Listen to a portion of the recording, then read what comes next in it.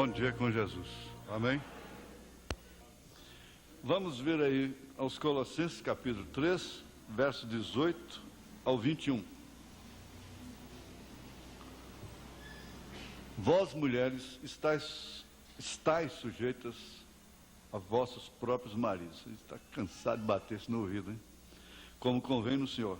Vós, maridos, amai as vossas mulheres e não vos irriteis contra elas. Vós, filhos, obedecei em tudo a vossos pais, porque isto é agradável ao Senhor. Vós, pais, não irriteis a vossos filhos, para que não percam o ânimo. Nós te agradecemos, Senhor, porque podemos cantar mais uma vez, e nesta hora eu me lembro do saudoso irmão Juca. Ó, com cego andei, perdido vaguei. E nós estamos aqui sempre aprendendo do Senhor. O Senhor disse: aprendei de mim, que sou manso e humilde de coração, e encontrareis descanso para as vossas almas. Tudo o que nós queremos dizer é para o bem de todos, para a salvação. Sabemos que a exortação, a correção, na hora não é de gozo, não dá muito gozo, muito prazer, mas disse São Paulo que depois ela traz um fruto pacífico, benigno, gostoso, que causa paz no espírito e nos identifica como filhos. Te suplicamos que esta graça não saia de sobre nós, em nome de Jesus Cristo. Amém. Assentai-vos, irmãos.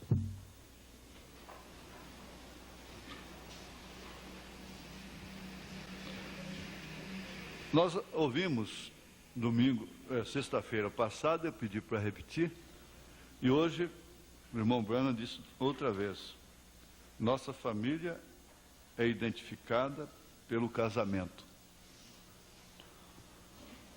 E, na verdade, sem casamento, sem família, não haveria nenhum sentido de nós nos reunirmos como sociedade, como igreja. Nós seríamos nativos, nômades, sem genealogia, o que seria, não é? Mas nós sabemos que, como diz a palavra, agora somos contados como filhos de Deus, a família de Deus. E se o inimigo usa as leis, a psicologia, a psiquiatria, a própria medicina, de um modo geral, para determinados fins malignos, porque se trata da árvore da ciência do bem e do mal. Mas quando ela faz o bem, é Deus. O profeta disse para uma irmã: dê o remédio para seu filho, tire essa tonteria de sua cabeça. Talvez se eu falar isso para uma irmã, que ela diz: eu fiquei sentido com o senhor, porque o senhor me chamou de tonta, né? Mas eu disse: tire essa tonteria de sua cabeça, dê o remédio para o seu filho. Deus está na medicina.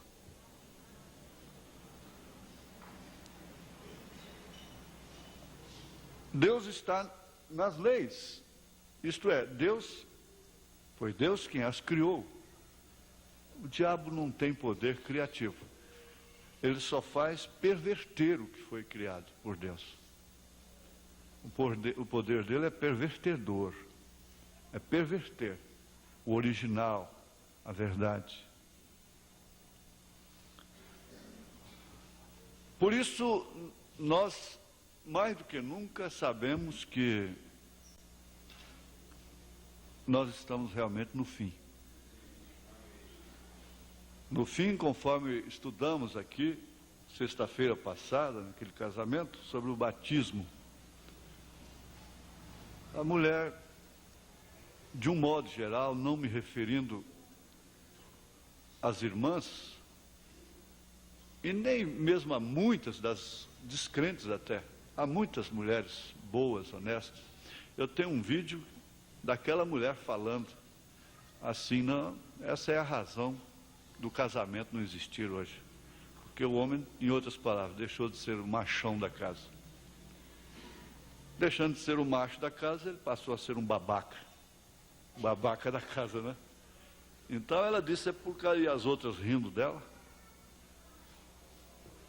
E o certo é que ela disse assim, eu estou feliz sim, porque eu fiquei no posto do meu dever.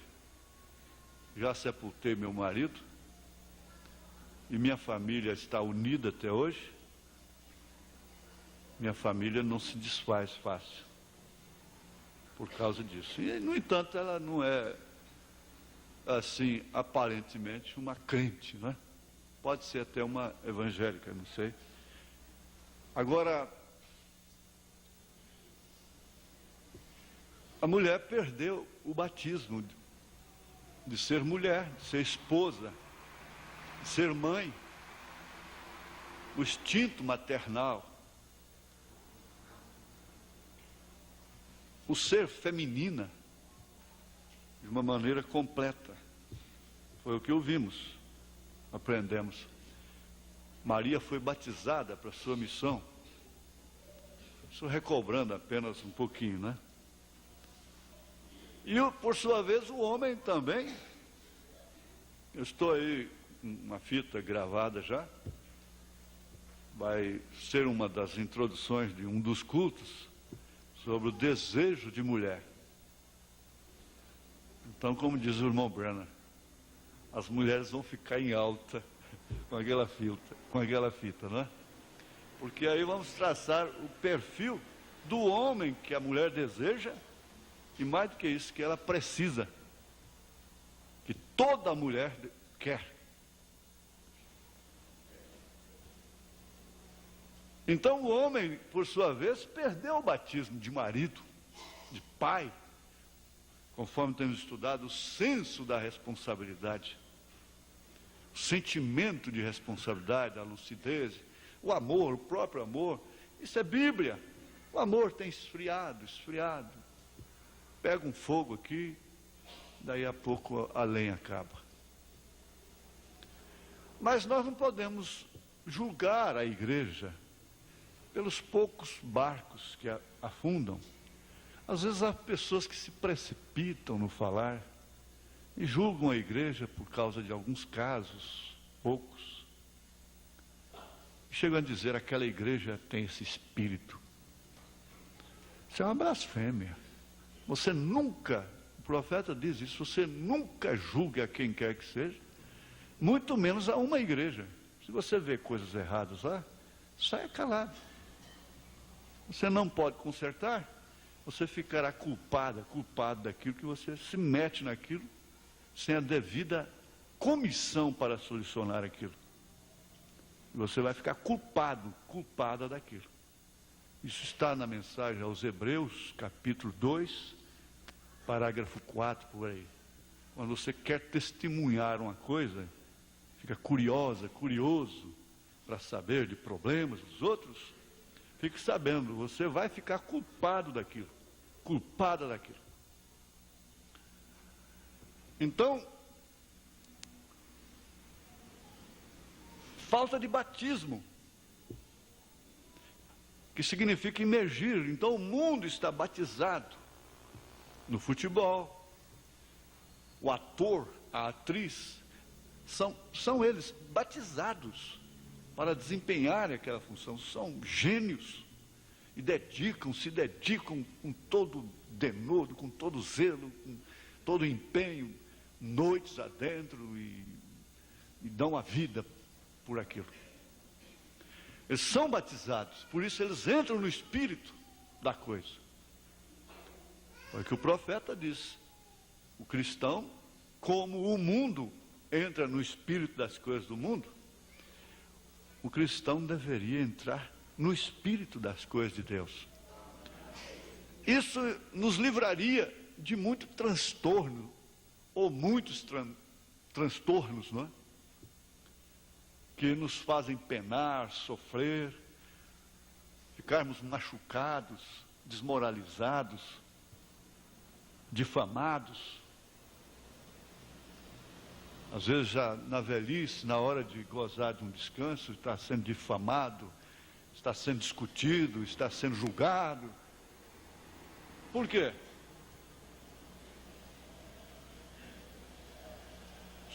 Não teria sido um descuido? Não teria saído fora do véu adentro? Não teria ficado assim isolado, isolada dos ruídos de fora? Então, praticamente é impossível ter um lar na forma da palavra, dessa forma que acabamos de ler. Mas parece que Jesus Cristo determinou que seria assim: 5 numa casa, 3 contra 2, 2 contra 3. Se dissesse 6, seria empatado, 3 contra 3. Mas número ímpar sempre fica desempatado, né? Um lado tem vitória, né? Um vence. Ele determinou que seria assim mesmo. Isso é uma lei da qual nós não podemos fugir. Então devemos encará-la como tal, como lei do Senhor, a lei que Deus criou, né? Mas nós vamos entrar aqui então na experiência do pai. Porque o tema aqui é a sexualidade na família. Mas nós não estamos abrangendo isso diretamente, esse fator. Nós estamos ampliando e encarando de uma forma generalizada todos os problemas em relação aos filhos, às crianças principalmente. Pois bem, o irmão Branham diz aqui, na mensagem Liderança Azul, a voz de Deus, parágrafo 27, ele diz: primeiro é o benefício da mãe, então a palavra do pai. Agora veja como é que ele vai encarar o pai. O que deve ser o pai?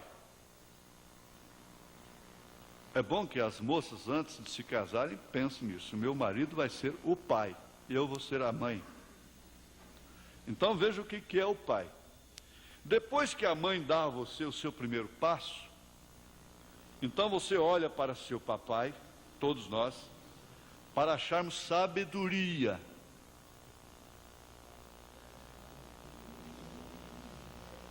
Se a Bíblia diz que a mulher sábia edifica a casa, a tola, porém, derruba-a com suas próprias mãos. E o homem que não tem sabedoria? Mas pastor, eu não estudei, eu sou ignorante, eu não tive chance de estudar, eu não tenho sabedoria. Não, não é essa sabedoria. Tiago disse: você tem falta de sabedoria? Peça a Deus, Ele vai te dar sabedoria. Ele não disse, vai para a escola, não. Ele disse, peça a Deus, Ele te dá sabedoria. Essa sabedoria de fazer valer as suas experiências amargas em favor de sua família, de seus filhos. A sabedoria de reconhecer, sentir os calos nos pés, na cabeça. Então, para acharmos sabedoria, nós vamos ao pai, porque ele é o cabeça da casa. Fora disso, a coisa já está em transtorno. É necessário que ele, olha, houve um tempo em que ninguém podia ser ordenado a pastor no mundo pentecostal sem primeiro ser batizado com o Espírito Santo.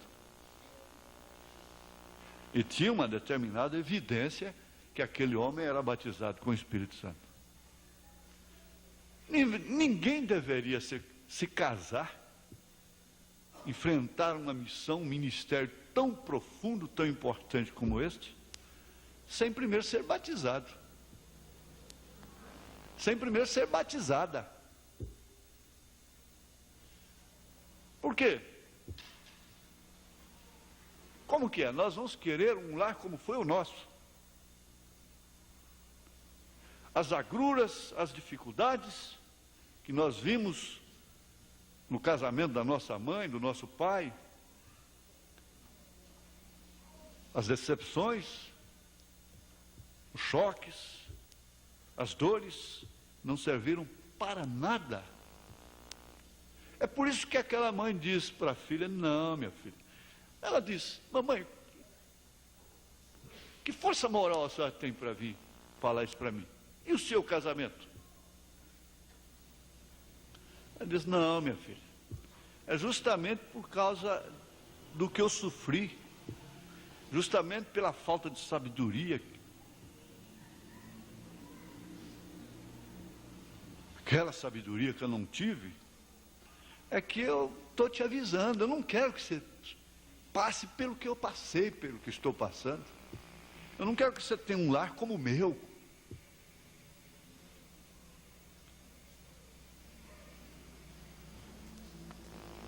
Então ela disse para a filha: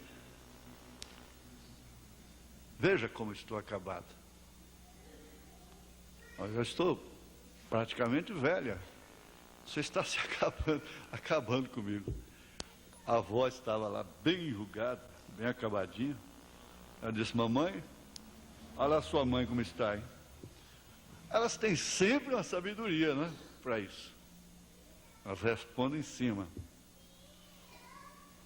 Quer dizer que a mãe dela tinha acabado com a avó, né? Então, o certo seria ela acabar com a mãe também. E depois o certo é a filha que vem acabar com ela. E fazer essa corrente. Mas não é assim. Não há porquê. Não tem que ser assim. Porque ele é o cabeça da casa. E ele normalmente, não que ele seja mais inteligente, veja, irmão, mas ele apenas é feito líder da sua família. O homem, para casar, deve pensar: eu vou ser o líder da minha família. A mulher diz: eu tenho um líder. Eu tenho um líder. Agora, essa liderança, ela é manifestada através da prática, do dia a dia. Não é impor uma liderança por força, por violência, coisa que nem Deus faz com sua igreja. Mas ao longo do tempo, ao passar do tempo, a própria esposa, os próprios filhos falam: olha, quando ele fala, é verdade, hein? Tem alguma coisa nisso aí, a se pensar. Por quê? Porque todas as vezes eu dizia para minha mãe: oh, mãe, por favor, não fala não. Eu já nem queria que ela falasse. E eu ficava como, às vezes, como aquele menino, pode jogar o papelzinho fora? Às vezes, querendo saber o que eu devo fazer com o papelzinho. Mas quando, na hora que era um passo que determinaria até a minha vida toda depois, esse eu não quis consultar ela. Porque eu já sabia da sua resposta. Eu não lhe dei a mínima satisfação. Depois é que vem: ah, mãe, olha o que eu estou passando. Mãe chorando, e mãe orando. Mas antes, não, agora, para jogar o papelzinho fora, mamãe, o que a senhora acha? Eu posso jogar esse papelzinho fora? Coisa sem significância. Há muitos membros que fazem isso com o pastor também. Pode jogar o papelzinho fora, pastor? Mas prestemos atenção. Nós não estamos no tempo de jogar ninguém contra a parede. Uma coisa está estabelecida entre nós: pega onde pegar, me ofenda o quanto ofender, eu vou concordar com toda a Bíblia, com toda a mensagem, com tudo que é puro, com tudo que é honesto, com tudo que é verdadeiro. Pega onde pegar em mim. E a igreja pense nisso também. Se você pensar assim, dessa forma, você nunca se ofenderá com a palavra. Jesus disse que a semente cai em vários lugares, e tem um que se ofende com a palavra. Por quê? Tiveram a infelicidade de ter mais relacionamento com o pregador? Conhecer a sua nudez, às vezes? É isso? Cão foi tão feliz, não é, em ver a nudez do pai? Ficou amaldiçoado até hoje. Noé, vocês conhecem a experiência. Os outros dois viraram o rosto, pegaram um cobertor e foi cobrir a nudez do pai. Cão não. Já foi olhar a nudez do pai. E através dele, Canaã foi amaldiçoado.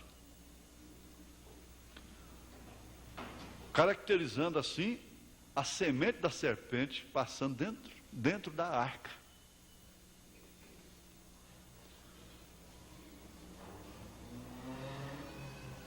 O profeta diz, é justamente nessa hora que Deus quer ver como que você vai proceder, de que forma que você vai agir. É quando ele está na sua mão. Aquele casal estava na mão do profeta.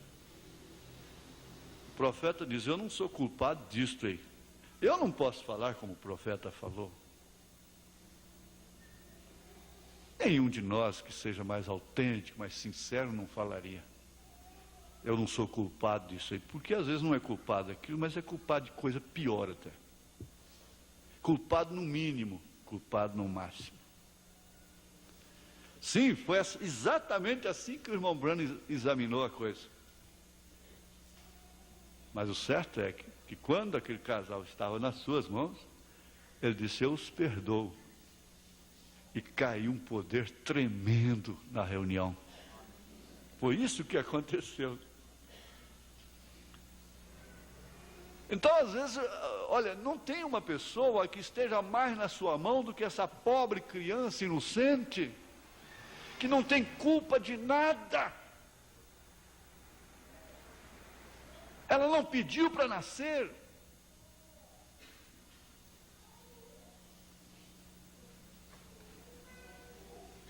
Ela não suplicou, ela não fez uma trama para nascer.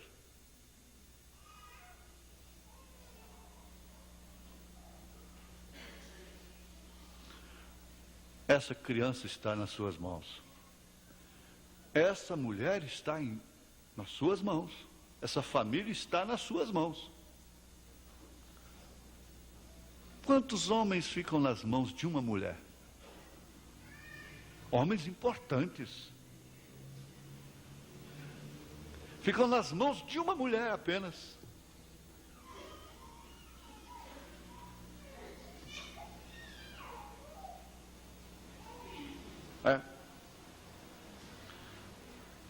Agora, se referindo ao pai, a esse líder da casa, não é que ele seja mais inteligente, mas ele é apenas feito líder da sua família.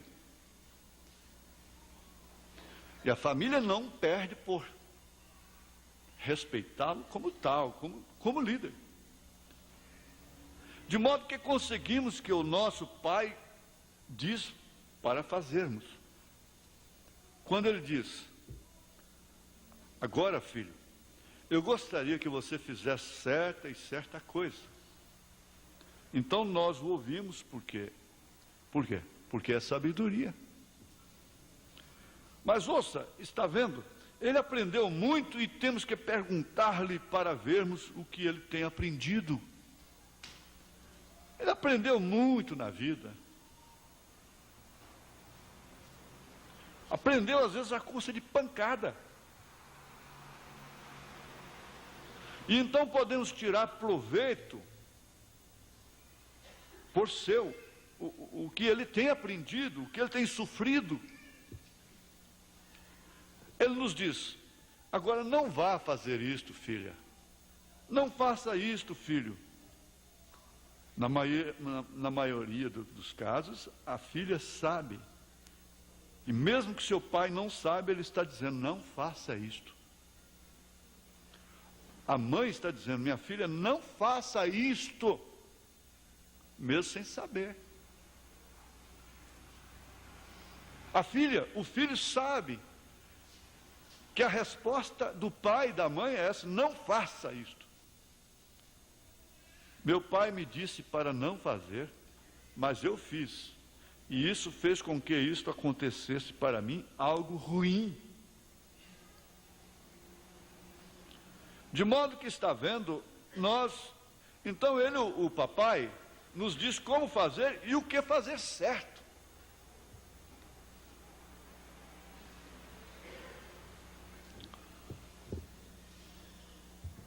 O pai pode ser ímpio até. Ele não quer que seu filho seja um perdido. Ele não quer que a sua filha seja uma perdida. Ele não quer.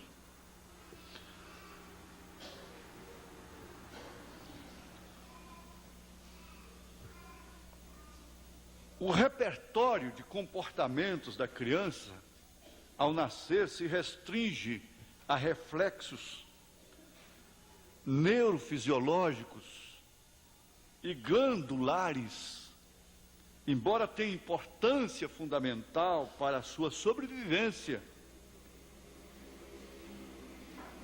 Aprendemos domingo passado que ao nascer, ao ser concebido, já vai recebendo informações no seu cérebro, armazenando informações da vida no seu cérebro. Agora, o profeta fala exatamente isso. Que você põe um bebê no berço e que adianta você botar lá uma campainha para quando ele estiver molhado, sujinho, né? Ele começar a chorar, a bater a campainha, não, ele só faz chorar. Então, essa criança chora quando está com fome ou quando sente qualquer desconforto em seu corpo. Isso é a maneira de dizer que as coisas não vão bem, tem algo errado consigo.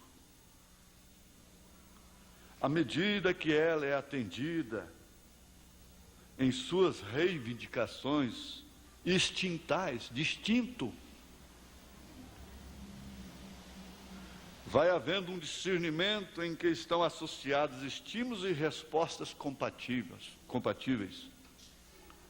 Então ela vai sendo informada que não é certo estar molhado. E não sendo certo estar molhado, então tem que pedir socorro. E ela usa o meio que ela tem, ela chora.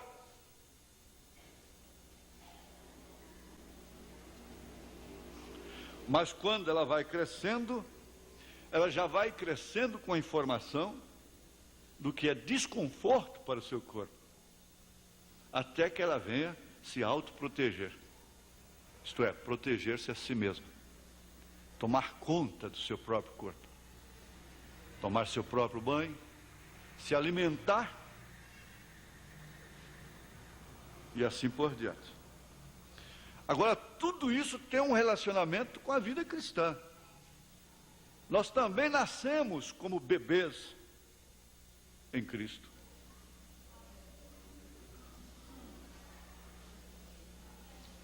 Quando a fome incomoda aquela criança, o seio é, teoricamente falando, colocado em sua boca e saciado sua fome e sede, porque o leite sacia tanto uma coisa como a outra, o leite materno, sacia a fome e a sede.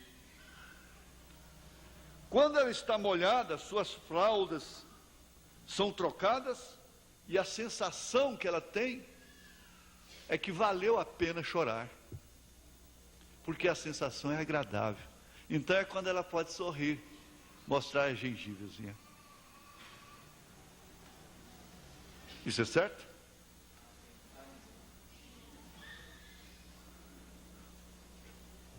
Quando a mãe a acalenta em seu colo e diz palavras de carinho. A sensação é de segurança e de proteção. Mas quando o sistema neurótico da família explode nos seus ouvidos, a sua sensação, qual é? É de insegurança e de falta de proteção. Por isso, muitas delas crescem estressadas, neuróticas, deficientes.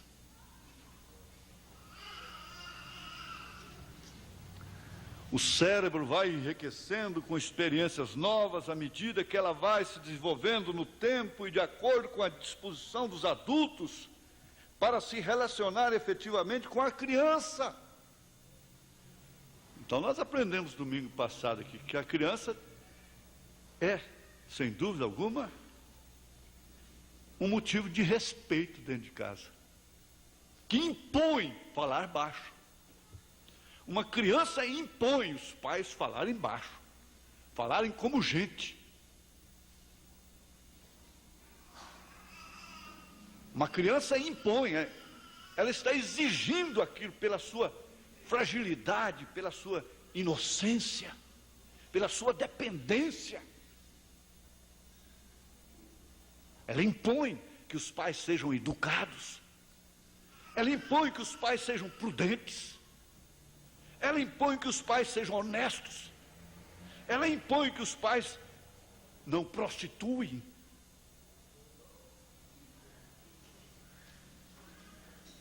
Uma criança é uma bênção, desde que ela seja encarada como de fato o é.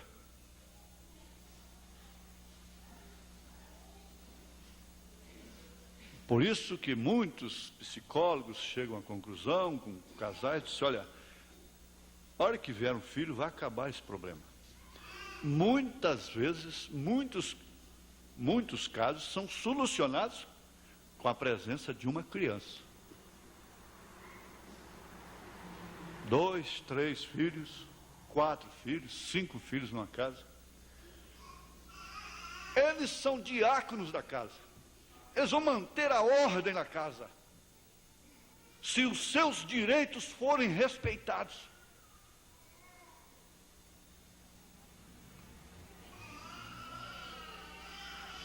Então depois vem esse protecionismo da criança, como da ecologia e coisa e tal, e dá um direito à criança que ela não precisa e que não deve ter. É o caso da mulher. Eles estão dando direito que a mulher não precisa e não deve ter. Vocês vão ouvir no desejo de mulher. A sociedade, a mulher da sociedade não vai gostar daquilo. Por quê? A mulher deseja ser protegida. E elas não aceitam. Não, proteção não. Eu mesmo me protejo. Eu já sei dar karatê, judô, atiro muito bem.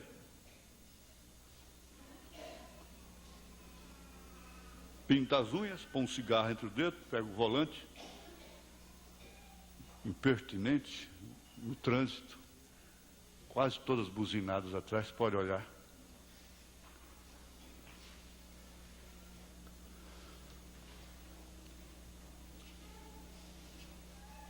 Veja só. Seria hoje o dia das crianças? Ou o dia da criança? Dia do pai, dia da mãe? Ora, gente, isso tudo é formalidade, banal.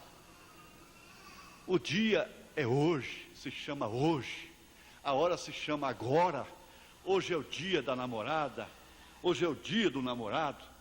Hoje é o dia do pai, hoje é o dia da mãe, hoje é o dia da criança, hoje é o dia da pátria, hoje é o dia da igreja.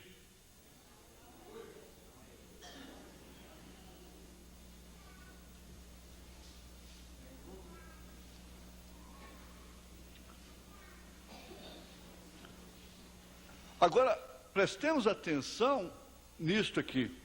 Se o ambiente é rico em estimulações positivas, estimulações positivas, agradáveis, sadias, a criança aprende com maior facilidade a se contatuar com as coisas, a se relacionar com as pessoas, também da mesma maneira que elas estão sendo, as pessoas estão se relacionando com elas. Isso não é profundo? Isso não é tremendo? Então, da maneira que os pais relacionam com seus filhos, eles também vão se relacionar com as pessoas.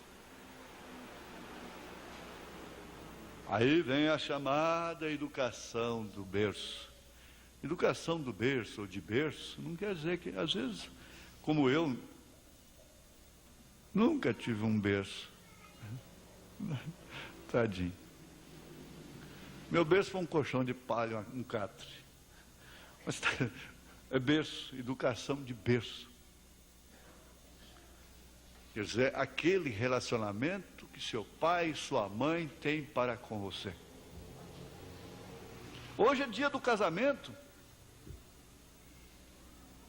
Hoje é dia da família.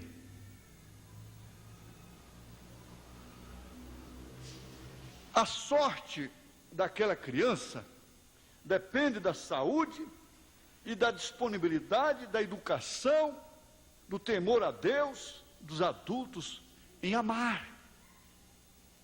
Depende da conduta dos adultos.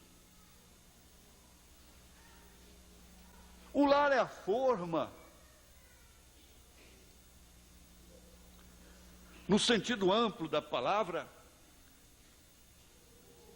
essa criança depende tudo de você.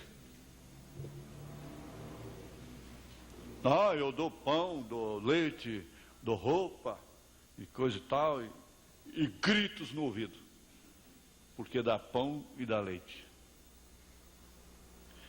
Você sabe que o bom carreiro não grita com os bois?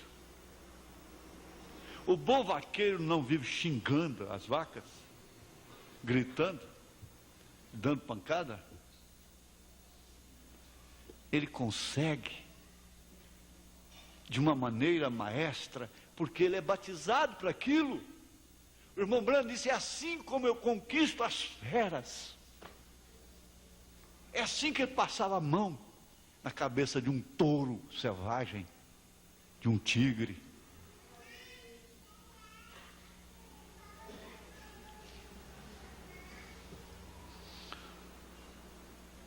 A criança tem necessidade inata de se associar a coisas da natureza para compreender seus eventos, para uma melhor integração cósmica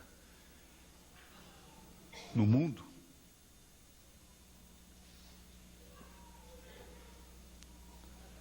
Então,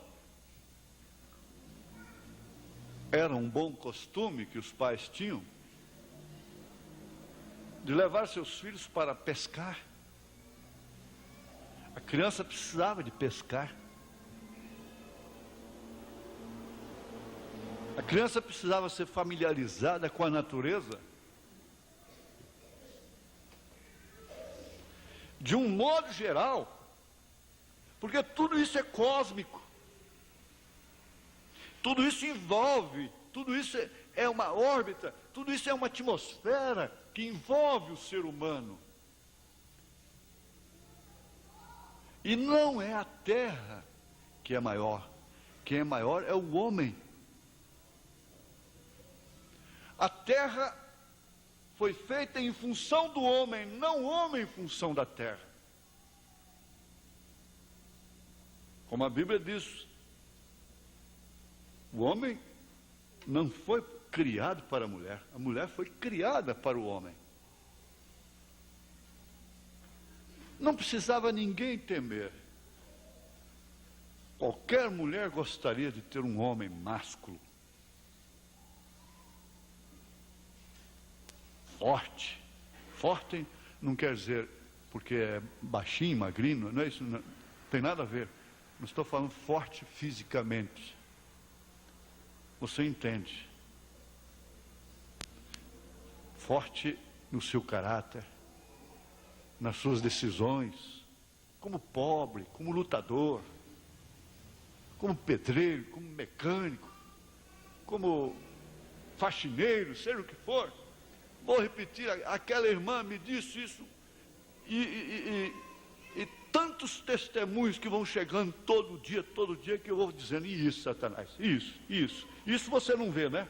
Você só vê o barco que afunda.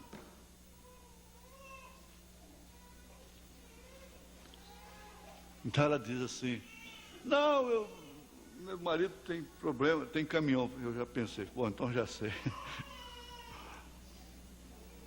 Ela disse, só que tem uma coisa, ele faz qualquer serviço, nunca deixou faltar nada em casa. Lava banheiro, faz o que for, racha lenha, trabalha de servente, de pedreiro, faz qualquer coisa. Mas faltar o pão em casa nunca faltou.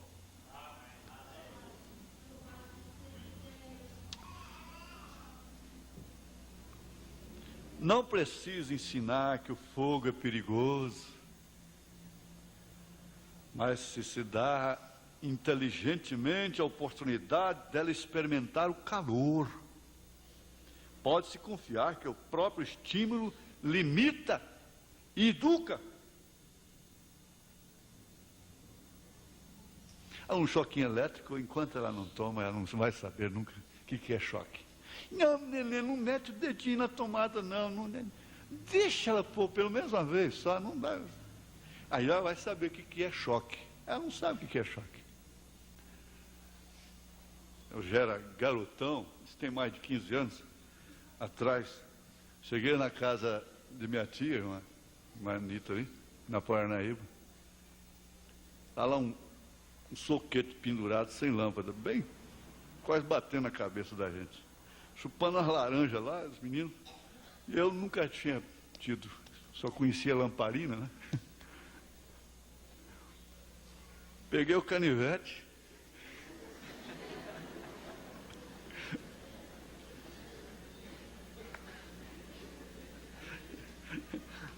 Aí foi o suficiente, né, para mim saber o que é choque, o que é eletricidade.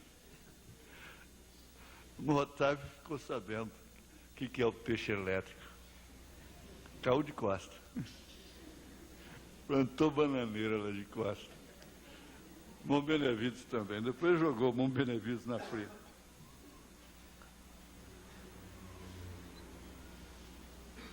Deixa ela experimentar o calor. Quem não suporta calor não deve chegar perto do fogo.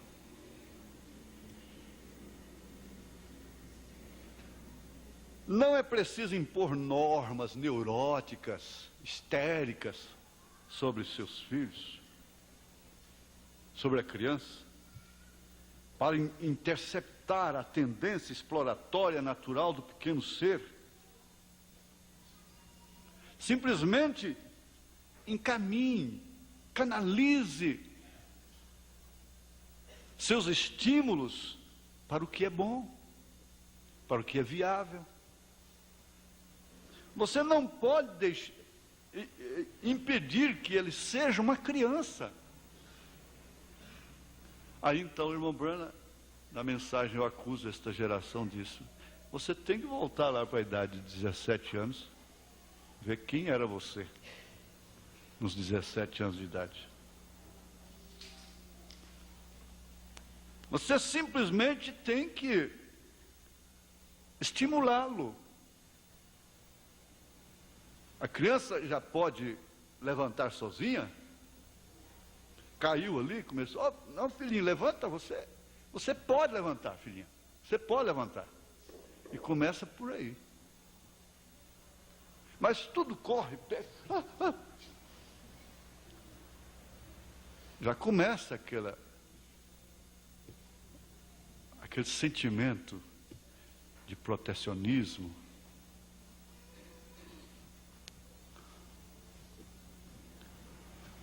É preciso ter coragem para que os adultos entendam esses fenômenos pelos quais eles próprios passaram e muitos deles foram danificados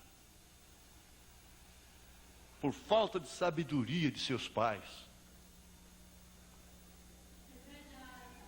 Normalmente o medo dos pais, ou adultos responsáveis pela criança, faz interferir no processo normal e dinâmico do desenvolvimento psicofísico dela. Influi no físico e no psíquico. Então cresce aquela pessoa temerosa. Pessoa prudente é uma coisa. Eu nunca vi uma era de tanta mulher corajosa igual estamos vendo agora. Você encontra a moça vindo da escola aí meia-noite, só com os livros debaixo do braço. Não tem mais nada. Viajam sozinhas, rodovia, você está viajando, pouco passa uma mulher para você.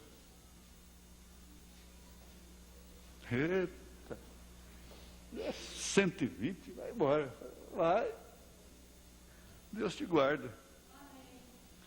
Sozinha, sozinha. Bom.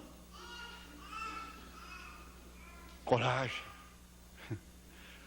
Não é essa coragem. Tem coisa que não é coragem, é estupidez. Eu digo, olha, esse costume de abrir porta de noite, como eu não aguento, quando eu vejo eu tenho que sair lá fora, não é coragem, é estupidez, porque perde o senso do perigo. São pessoas perigosas, essas pessoas. Descer de uma árvore, numa mata, de noite, alta hora da noite, não é coragem, é estupidez às vezes.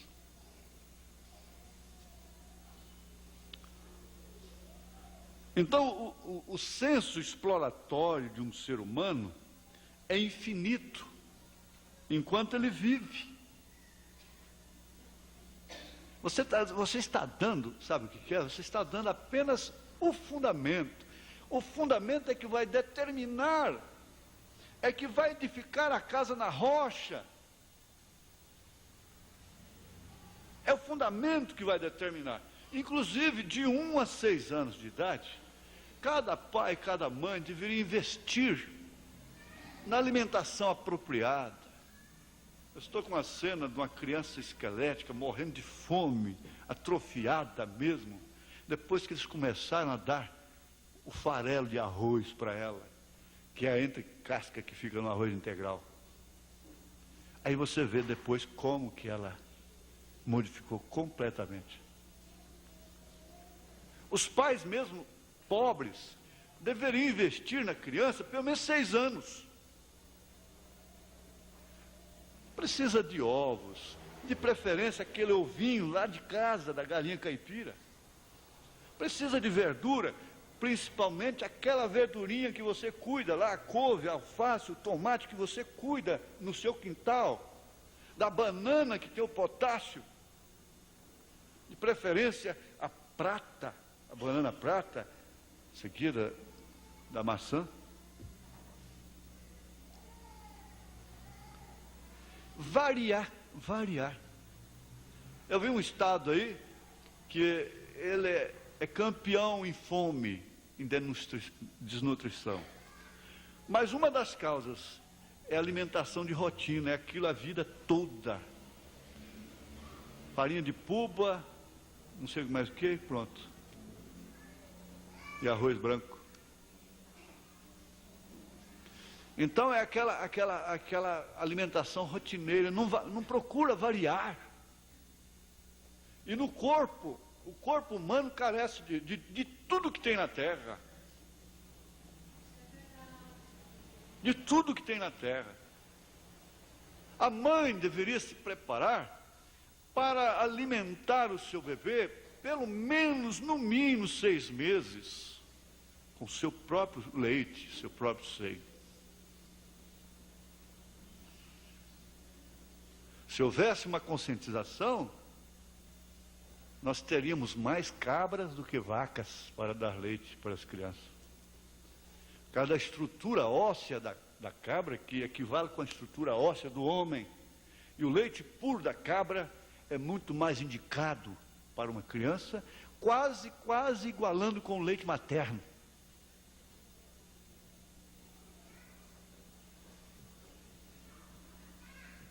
Você pensa em ter uma criança forte, sadia amanhã? Invista nela, pelo menos nos primeiros dias, começando desde a gravidez, tirando até as cáries dos dentes, seu e do seu marido. Passa no beijo.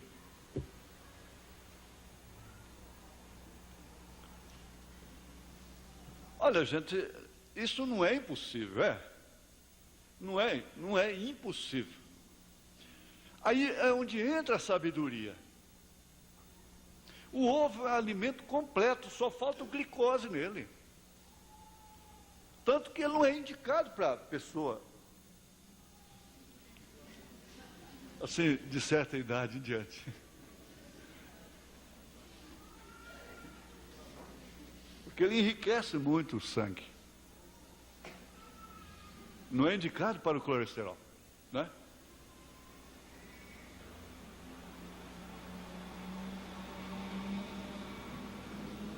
A rapadura é uma fonte de energia e vocês deveriam preferir 1000 vezes um pedaço de rapadura do que um chocolate comprado lá, industrializado. Esses doces verdes, vermelhos, amarelos, bonitos, pipoca colorida, tudo anilina, tudo cancerígeno, tudo são atrofiantes de células. Não há sabedoria para aplicar o dinheiro. Por que gastais o vosso dinheiro naquilo que não é pão? Eu brinquei com a menina aqui, ó, no casamento aqui, de sexta-feira, falei, a primeira coisa que você vai fazer para o seu marido é uma farofa de jurubeba. Primeiro prato. Mas você quer saber de uma coisa? Todos os quintais deveriam ter jurubeba. É bom é o comprimido lá, é o sonrisal é que é bom, os comprimidos para o fígado, esse é bom. A jurubeba não, é amargo, né?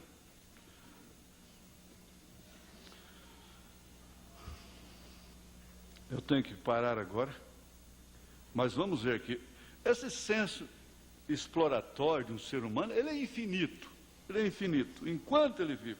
Porém, é fácil compreender que as intercepções são constantes e frequentes em toda a fase da vida, principalmente para a criança.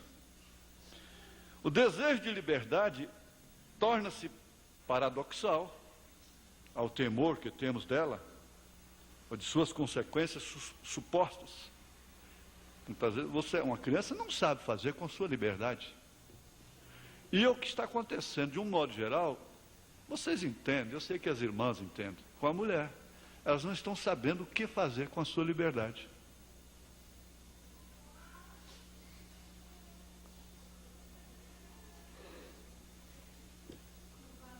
Uma criança não sabe o que fazer com sua liberdade. Uma criança, um adolescente, uma moça, ela não pode namorar antes dos 16 anos de idade. Agora, isso, toda regra tem exceção. A mãe do irmão Brana casou com 15 anos de idade. Tudo bem. Casou-se com 15 anos de idade. Ela não tinha nem completado a sua formação, sua bacia não estava nem completa ainda. Ela não era adulta, pronta para um parto. A moça menor dos 16 anos, ela tem que ter sua mãe e seu pai como cabeça. E todos os rapazes deveriam respeitar isso. O oriental, às vezes, ele faz um compromisso com os 7 anos de idade, com a menina. Vai embora, vai trabalhar. Não fica fazendo chacota na casa dela. Está complicando a criança, não. Ele some no mundo, vai trabalhar. Depois que ele está adulto, que ele pode casar, então ele vem em casa, ela está esperando. Isso é diferente. Mas essa menina nova se apaixona de uma maneira cega. Ela não tem como discernir realmente.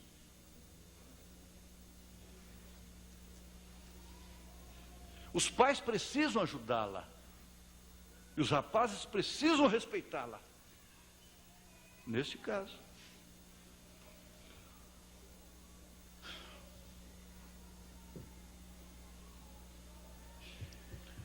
O desejo de liberdade, veja. Bom, isso eu já li. Vamos terminar. Ela é uma liberdade. Essa liberdade da criança é uma liberdade vigiada. É uma liberdade amparada, protegida. Não quer dizer que a criança tem que ser solta e fazer o que bem entende.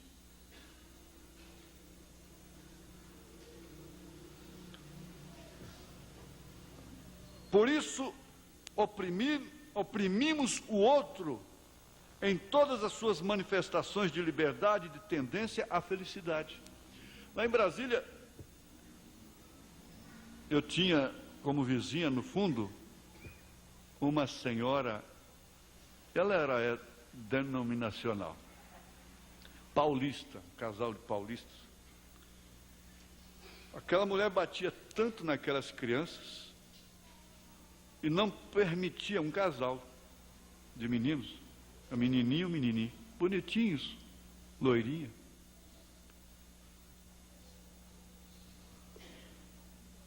E a maior ignorância de um pai não permitir que a criança chore. Tem que apanhar sem chorar. Isso é estupidez.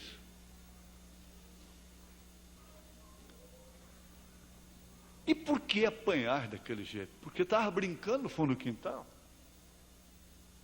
Porque era criança, ela tinha que pagar. O que faziam aquelas pobres criancinhas lá presas num quintal, dia e noite? Porque riliavam entre si, como crianças. Sabe, todos os dois estavam completamente gagos. Tanto segurar o choro, por fim já... E quando via a mãe, já começava a tremer. Grande vantagem. Eu não esqueço disso. Sempre fui austero, fui ignorante também, legalista. Já errei demais. Ainda vou errar mais. Mas não cheguei àquele extremo, não. É custoso a gente viver perto de uma situação daquela. Os filhos adoecem, ficam traumatizados.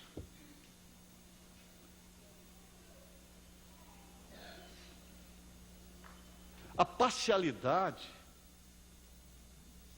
Está certo que um pai não deve estar pondo menina, mulher no colo, beijando, aquela coisa toda, depois de uma certa idade, mesmo. Existe o próprio senso, né?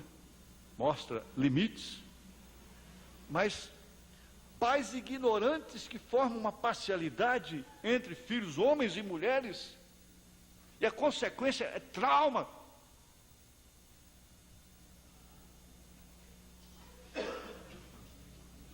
Que custo tem o pai ser amigo dessa filha? Sair com ela, levar ela para comer junto um dia? Que custo tem?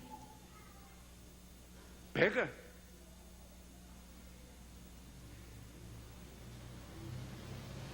Não pode.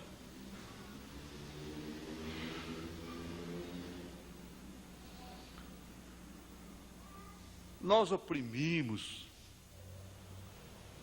o outro, oprimimos pessoas indefesas. Quantas mulheres são indefesas? Indefesas. E nós os homens, nos tornamos covardes, aproveitadores.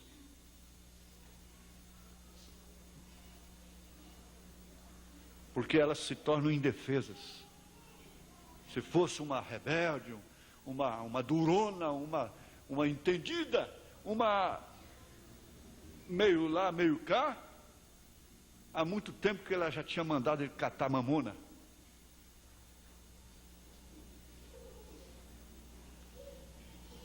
Mas por quê? Ela é temente, ela tem princípio de mulher, ela é humilde.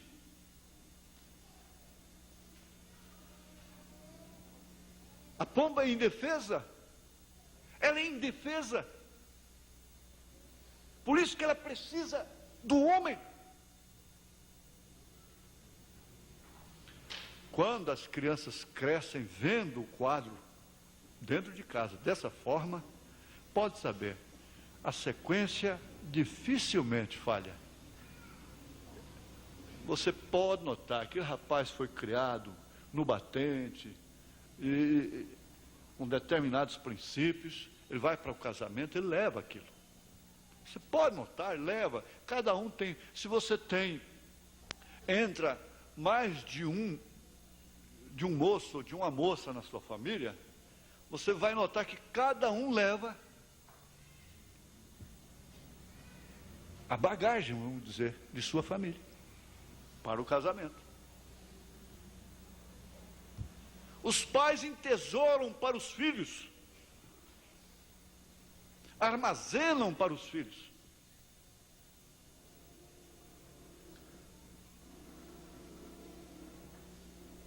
E em nome de princípios e de doutrinas, criamos virtudes para as nossas repreensões. Paulo diz, para a nossa satisfação.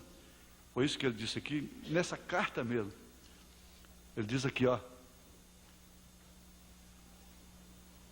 Acho que é isso mesmo, Colossenses 2, não é? Verso 20. Se, pois, estáis mortos com Cristo, quanto aos rudimentos do mundo, por que vos carregam ainda de ordenanças, como se vivesseis no mundo, como se fosse uma mulher pervertida, uma moça pervertida, uma criança pervertida? Não, não é assim não. Tais como, não toques, não proves, não manuseis, as quais coisas todos perecem pelo uso segundo os preceitos e doutrinas dos homens, as quais têm, na verdade, alguma aparência de sabedoria, em devoção voluntária, humildade e em disciplina do corpo, mas não são de valor algum, senão para a satisfação da carne.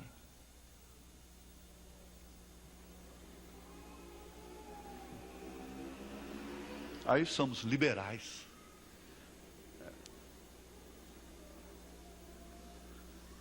Veja, eu tenho que parar exatamente aqui. Em nome de princípios e doutrinas, criamos virtudes para as nossas repressões, como uma defesa ao prazer de viver em todas as suas dimensões. O homem não pode ser nem demasiadamente justo, diz a palavra. O homem tem que ser como o ouro, que é maleável, ele não pode ser como o latão, como o bronze. O que não é maleável é quebra.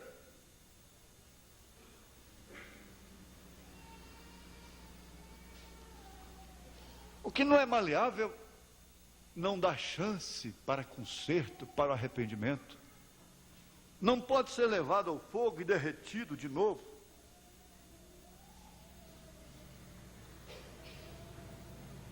E tomar outra forma. Se o faz, vai ser sempre rígido.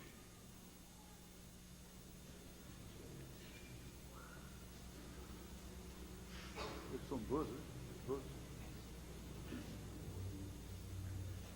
12/93. O Senhor abençoe vocês todos.